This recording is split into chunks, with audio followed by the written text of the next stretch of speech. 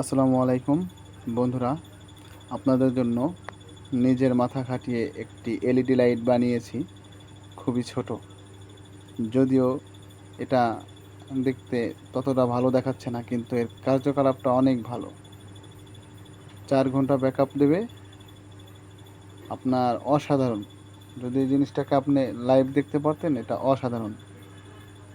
সবাই ভিডিওটা দেখেন, বেশি বেশি শেয়ার করেন। আর কেউ যদি চান এভাবে লাইট বানাইতে, নিজেরাও বানিয়ে নিতে পারবেন। সম্পূর্ণ ভিডিওটা দেখেন। আসসালামু আলাইকুম।